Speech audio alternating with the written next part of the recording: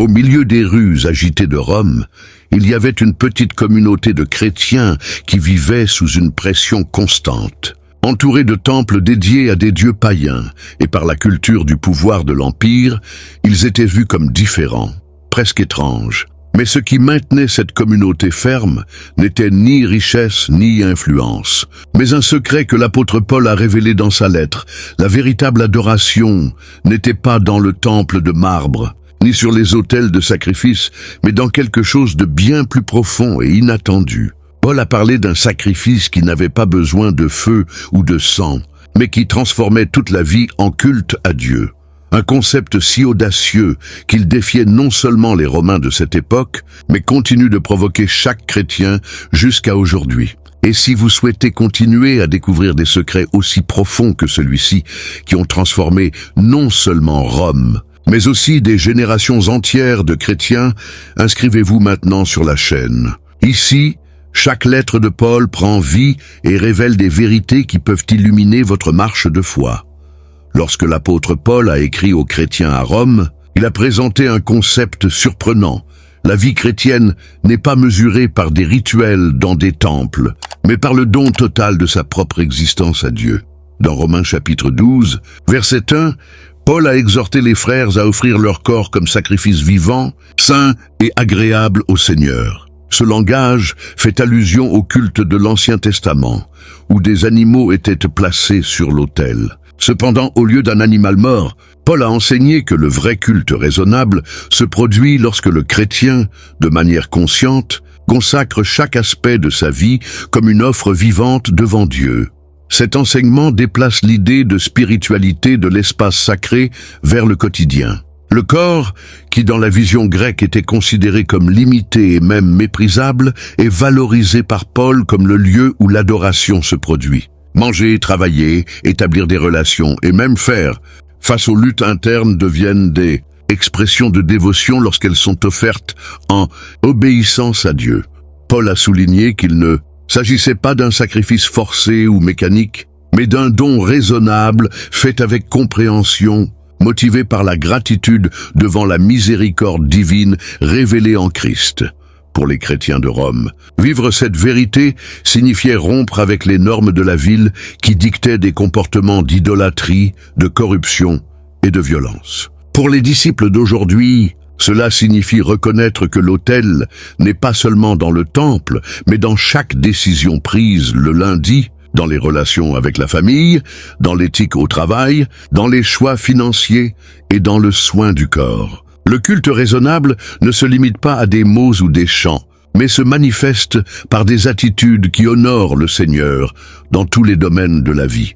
Cet appel de Paul invite le chrétien à voir sa propre vie comme un lieu sacré. Le sacrifice vivant n'est pas un acte isolé, mais un don constant qui se renouvelle chaque jour. Il exige de la discipline, de la conscience et surtout de l'amour pour celui qui a d'abord offert le plus grand sacrifice en faveur de l'humanité. La vie chrétienne, par conséquent, n'est pas marquée seulement par des moments spirituels intenses, mais par la constance de vivre pour Dieu même dans les tâches simples et communes. Réfléchir à cet enseignement soulève une question inévitable. La routine quotidienne est-elle vécue comme un culte à Dieu ou simplement comme une succession d'obligations? En appelant chaque croyant à être un sacrifice vivant, Paul révèle que la véritable spiritualité ne se limite pas au temple, mais s'exprime dans la vie quotidienne, transformant le commun en lieu de rencontre avec le Seigneur. Après avoir enseigné sur le sacrifice vivant, Paul a élargi la vision en montrant que ce chemin exige une transformation intérieure. Dans Romains chapitre 12, verset 2, il a conseillé aux chrétiens de ne pas se conformer à ce siècle, mais d'être transformés par le renouvellement de l'esprit pour expérimenter la volonté de Dieu, bonne, agréable et parfaite. Cette métaphore de la métamorphose pointe vers un changement profond, comparable à celui d'une chenille qui devient papillon, passant par un processus irréversible qui redéfinit son identité. Dans ce contexte, vivre à Rome signifiait être quotidiennement sous pression pour accepter des normes culturelles marquées par l'idolâtrie, l'immoralité et le pouvoir oppressif. Paul savait que la foi chrétienne ne survivrait pas si elle n'était qu'une adhésion externe à des règles religieuses. Il fallait quelque chose de plus radical, un esprit renouvelé, capable de discerner et de choisir ce qui correspond au caractère de Dieu. Il ne parle pas d'un changement superficiel, mais d'une transformation qui atteint les valeurs, les convictions et même les désirs les plus intimes du cœur humain. Cette rénovation de l'esprit ne se produit pas de manière automatique, mais par un contact constant avec la parole de Dieu, par la prière et par la pratique de l'obéissance. Le chrétien apprend à filtrer ce que le monde offre et à réinterpréter sa réalité selon la perspective divine.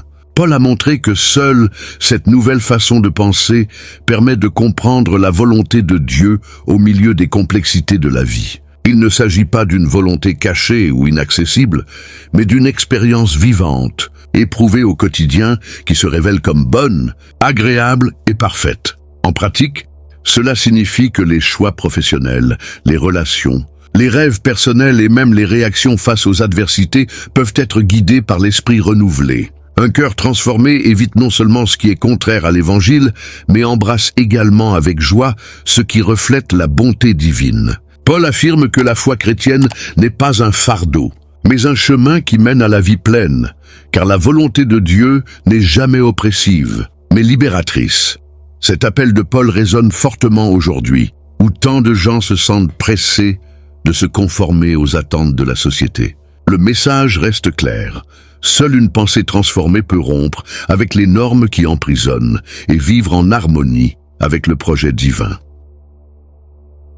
Cette métamorphose intérieure devient le plus grand témoignage que Christ règne sur la vie de celui qui croit en lui.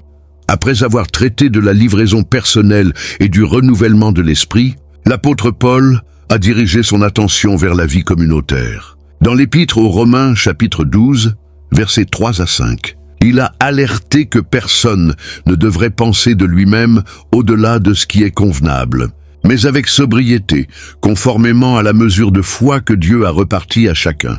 Ensuite, il a comparé l'Église à un corps avec de nombreux membres, où chaque partie a une fonction essentielle. Cet enseignement rompt avec l'individualisme et place la communauté au centre de la spiritualité chrétienne. Le danger de l'orgueil était présent tant à Rome qu'il l'est au jour d'aujourd'hui. Dans la capitale de l'Empire, où le statut social était défini par la position politique et économique, beaucoup pouvaient succomber à la tentation de transférer cette même mentalité à l'intérieur de l'Église. Paul, cependant, a montré que la foi ne laisse pas de place à la supériorité ou à la comparaison, car tous dépendent également de la grâce de Dieu. La véritable mesure de la vie chrétienne ne se trouve pas dans des talents personnels ou une reconnaissance humaine, mais dans la portion de foi reçue du Seigneur. La métaphore du corps renforce cette idée d'interdépendance. Chaque membre est différent, mais aucun n'est dispensable. L'œil ne peut mépriser la main et le pied ne peut dire qu'il n'a pas besoin de l'oreille. De même, dans la communauté de la foi, chaque don et chaque fonction ont de la valeur devant Dieu.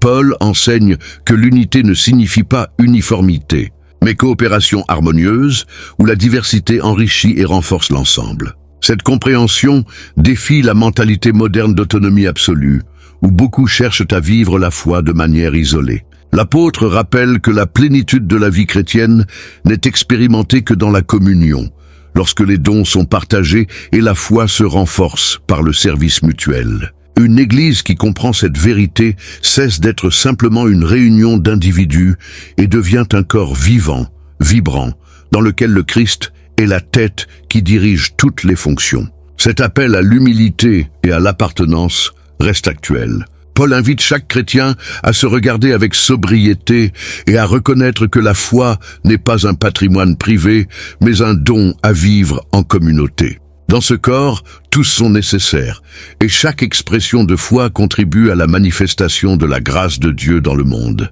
Et face à cette vision de Paul sur l'humilité et l'appartenance, une question inévitable se pose.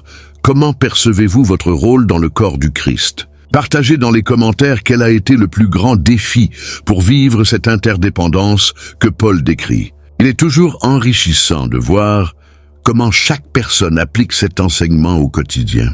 Après avoir enseigné que tous font partie d'un unique corps, l'apôtre Paul a présenté une liste de dons que l'Esprit Saint accorde à la communauté. Dans l'Épître aux Romains chapitre 12, versets 6 à 8, il a cité différentes expressions de service: prophétiser, servir, enseigner, exhorter, contribuer, diriger et exercer la miséricorde. Paul a clairement indiqué que chaque don doit être exercé avec dévouement et simplicité, rappelant que les dons n'ont pas été donnés pour créer un statut spirituel, mais pour édifier l'Église. Cet accent était fondamental pour les chrétiens de Rome.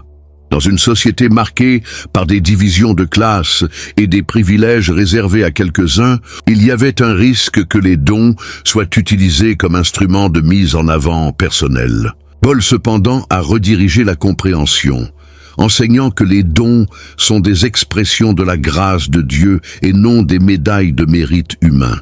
Il a montré que prophétiser devait être fait conformément à la foi, servir devait être pratiqué avec dévouement, enseigner avec soin, contribuer avec générosité, diriger avec zèle et exercer la miséricorde avec joie. En d'autres termes, la valeur d'un don ne réside pas dans celui qui le possède, mais dans la mesure où il bénit la vie des autres. Ce principe reste actuel, car beaucoup associent encore dons spirituels à projection ou reconnaissance publique. Paul enseigne que la véritable spiritualité se révèle dans la disposition à servir sans attendre d'applaudissements. Le don de prophétiser apporte direction, mais n'a de sens que s'il est soumis à la vérité de l'Évangile. Le don de leadership remplit son rôle lorsqu'il s'exprime en zèle et en responsabilité, et non dans une recherche de contrôle.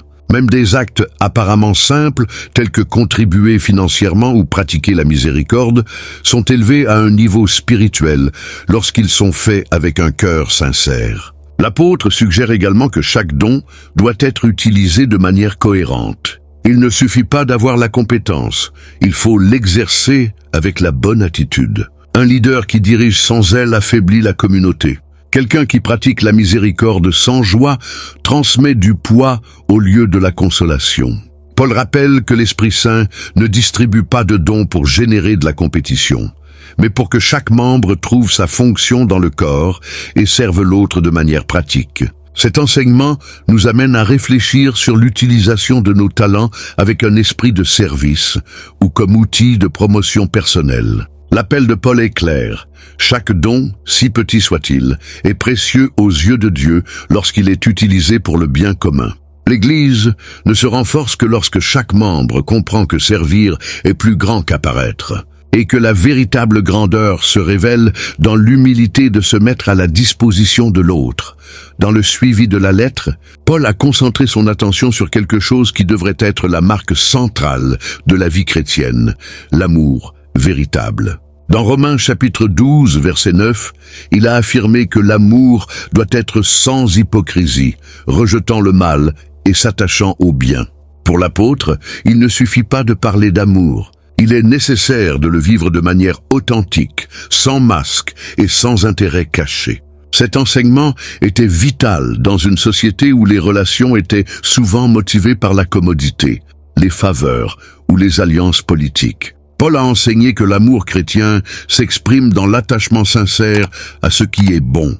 Il a exhorté les frères à démontrer une affection fraternelle, à se précipiter pour honorer les uns les autres et à cultiver des relations qui révèlent la vérité de l'Évangile. Cet amour ne se mesure pas par de belles paroles, mais par des actions qui démontrent soin, respect et valorisation de l'autre. Le contraste est évident. Alors que le monde de Rome vivait marqué par la compétition et la quête de pouvoir, la communauté chrétienne devait se distinguer par la pureté et la profondeur de l'amour. Cet appel à un amour sans hypocrisie va au-delà des sentiments. Il exige du courage pour rejeter le mal, même lorsqu'il semble avantageux, et de la fermeté pour embrasser le bien, même lorsqu'il ne procure pas de reconnaissance immédiate. L'amour que Paul décrit n'est pas passif, mais actif, une force qui choisit continuellement le chemin de la justice, de la fidélité et de la bonté. L'affection fraternelle se traduit en gestes concrets. Défendre la dignité de l'autre, soutenir en temps de faiblesse, se réjouir sincèrement des réussites et porter ensemble les joies. Dans la pratique, vivre cet amour signifie apprendre à regarder l'autre sans arrière-pensée. Cela signifie éviter les masques sociaux et vivre des relations de manière transparente et honnête. Un amour sans feinte ne manipule pas, ne cherche pas de retour, ne dépend pas des apparences. Au contraire, il trouve de la joie à voir le bien fleurir dans la vie des autres. C'est cet amour qui reflète le propre cœur du Christ, qui s'est donné sans réserve pour l'humanité. Cet enseignement nous amène à nous interroger. Cet amour que nous pratiquons est-il pur et sans déguisement? Paul pointe vers un chemin d'authenticité, où l'amour ne devient pas une monnaie d'échange, mais une expression vivante de la présence de Dieu parmi les hommes. Le chrétien qui vit cet amour devient un puissant témoignage que l'Évangile est réel et transformateur. Après avoir parlé de l'amour sans feinte, Paul a poursuivi en montrant comment cet amour doit être soutenu. Dans Romains chapitre 12, versets 11 et 12, il a orienté les chrétiens à ne pas être négligents dans le zèle, à maintenir le fervor dans l'esprit, à servir le Seigneur avec dévouement, joyeux dans l'espérance, patient dans la tribulation et constant dans la prière. Ce trio, espérance, patience et prière, forme le socle qui maintient la vie chrétienne solide face aux épreuves. À Rome, les chrétiens faisaient face à des persécutions, des injustices et une réalité hostile à la foi. Le risque de faiblir était réel, et c'est pourquoi Paul les a encouragés à maintenir le zèle spirituel. Ce zèle n'est pas le fruit d'un enthousiasme passager, mais d'une flamme qui se nourrit de la communion avec Dieu. Servir le Seigneur avec ferveur signifie ne pas laisser le cœur devenir froid ou indifférent, mais cultiver une vie marquée par un dévouement sincère. L'espérance est un autre élément essentiel. Elle ne se base pas sur des circonstances favorables, mais sur la certitude que Dieu tient ses promesses. Paul a enseigné que cette espérance génère de la joie, même lorsque la réalité semble la contredire. La patience dans la tribulation est la preuve pratique de cette confiance.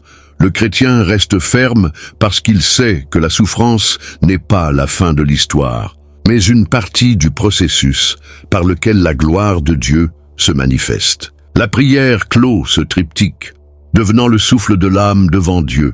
Être constant dans la prière ne signifie pas répéter des mots sans signification, mais maintenir une vie de dialogue avec le Père, déversant des anxiétés et recevant la force pour persévérer. Paul montre que sans prière, il n'est pas possible de maintenir le zèle, ni de nourrir l'espérance, ni de rester patient dans les difficultés. C'est dans la présence de Dieu que la flamme se réveille et que la foi se renforce. Cet enseignement défie chaque chrétien à examiner comment se porte sa vie spirituelle. Le zèle est-il encore vivant ou a-t-il déjà été éteint par les pressions du quotidien? Paul rappelle que le secret de la persévérance ne réside pas dans la force humaine, mais dans la discipline de garder les yeux sur l'espérance, le cœur ferme dans la patience et les genoux pliés en prière.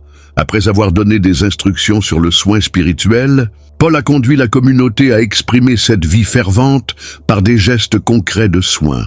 Dans le livre des Romains, chapitre 12, verset 13, il a orienté les chrétiens à partager avec les saints dans leurs besoins et à pratiquer l'hospitalité. Ces deux attitudes, générosité et accueil, révèlent la foi en action et construisent une église qui non seulement parle d'amour, mais le démontre de manière palpable. À cette époque, de nombreux frères en Christ faisaient face à des difficultés financières, des persécutions et même à la perte de biens en raison de leur foi. Paul savait que la véritable communion ne pouvait pas être uniquement spirituelle, mais devait se matérialiser par un soutien réel. Partager avec les saints signifiait renoncer à ce qui était propre pour combler ce qui manquait au prochain. Le geste de générosité n'était pas considéré comme une charité optionnelle, mais comme une expression naturelle de la vie chrétienne.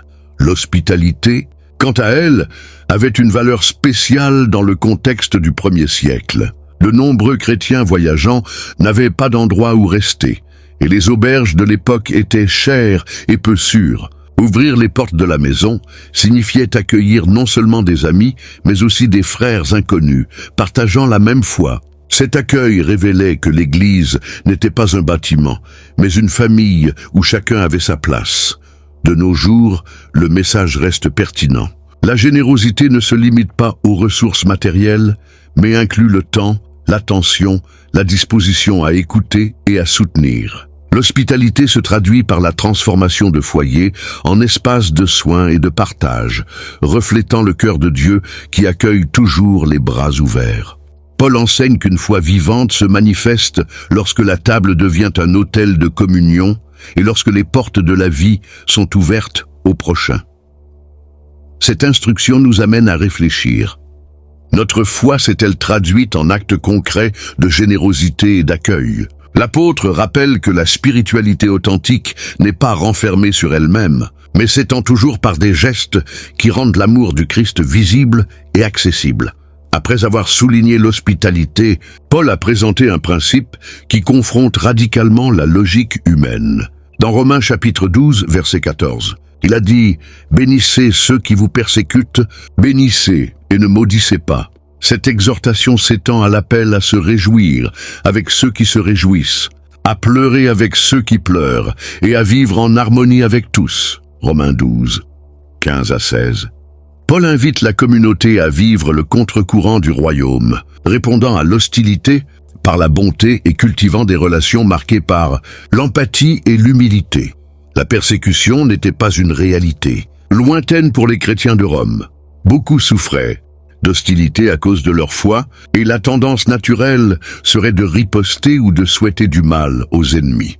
Paul, cependant, a pointé vers un chemin différent, bénir au lieu de maudire. Cette posture n'est possible que lorsque l'on reconnaît que l'identité chrétienne n'est pas prise dans les réactions humaines, mais enracinée dans la grâce de Dieu. L'invitation à se réjouir avec ceux qui se réjouissent et à pleurer avec ceux qui pleurent élargit encore cette vision.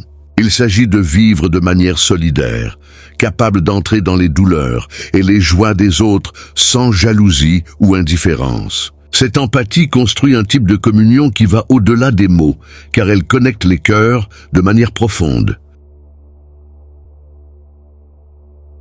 Paul renforce également que vivre en harmonie exige de l'humilité, évitant les sentiments de supériorité et apprenant à considérer l'autre avec égalité.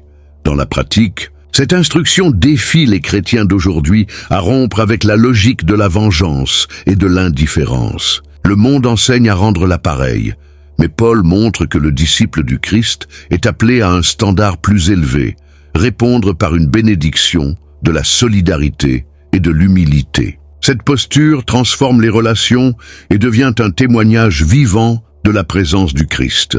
Cet enseignement nous pousse à demander, face aux hostilités, nos réactions ont-elles reflété la grâce ou simplement répété la logique du monde? Paul rappelle que le véritable pouvoir de l'Évangile se manifeste lorsque la communauté choisit de bénir au lieu de maudire et de marcher dans l'unité au lieu de chercher un avantage personnel. En terminant le chapitre, Paul a présenté un principe qui résume toute l'éthique chrétienne face au mal. Dans Romains chapitre 12, versets 17 à 21, il a exhorté à ne pas rendre mal pour mal, à chercher à faire ce qui est juste aux yeux de tous, à rechercher la paix chaque fois que cela est possible, et à laisser la justice entre les mains de Dieu. Ensuite, il a cité Proverbe en disant que si l'ennemi a faim, on doit l'alimenter, et s'il a soif, on doit lui donner à boire. Pour Paul, la victoire n'est pas de vaincre l'ennemi par la force, mais de vaincre le mal par le bien. Ce enseignement était révolutionnaire dans une société marquée par la vengeance et l'honneur personnel. La loi romaine permettait que chaque offense soit répondue de manière proportionnelle, et la culture de l'œil pour œil était profondément enracinée. Cependant, Paul a présenté un chemin différent, la confiance que Dieu est le juge juste et qu'il appartient à lui d'exercer la vengeance. Le chrétien est appelé non pas à riposter, mais à réagir d'une manière qui désarme le cycle de la violence. Donner de la nourriture et de l'eau à l'ennemi peut sembler une faiblesse, mais Paul montre que c'est justement ce geste qui affaiblit la logique du mal. La bonté devient une arme puissante qui révèle la supériorité du royaume de Dieu. Lorsque l'ennemi est surpris par la miséricorde, le cycle de la haine perd de sa force et le bien triomphe sur le mal. Ce n'est pas une posture naïve, mais une stratégie spirituelle qui reflète l'attitude même du Christ face à ses persécuteurs. Dans la vie pratique, cet enseignement nous défie à traiter différemment avec les offenses, les injustices et les confrontations. Cela ne signifie pas renoncer à la vérité ou à la justice, mais faire confiance au fait que le jugement final appartient à Dieu et choisir de répondre par des attitudes qui reflètent son caractère. Vaincre le mal par le bien est un appel au courage, car cela exige d'abandonner le désir de vengeance et d'adopter la posture de celui qui fait pleinement confiance à la souveraineté divine. Ce dernier enseignement de Paul dans Romains 12 ne pointe pas vers une vie passive, mais vers une vie active d'amour, d'espoir et de foi. Il montre que la véritable victoire ne réside pas dans le fait de rendre un coup, mais de briser le cycle du mal par la force irrésistible du bien. C'est la marque du disciple du Christ. Confier la justice à Dieu et vivre de manière à ce que même l'ennemi soit confronté à la grâce. Chaque enseignement de l'apôtre Paul continue de résonner à travers les siècles et son expérience peut enrichir cette conversation. Laissez dans les commentaires comment Romains 12 parle à votre cœur aujourd'hui. Partagez cette vidéo avec quelqu'un de cher qui a besoin de ce message et n'oubliez pas de vous abonner à la chaîne pour marcher avec nous à travers chaque nouveau chapitre de la parole.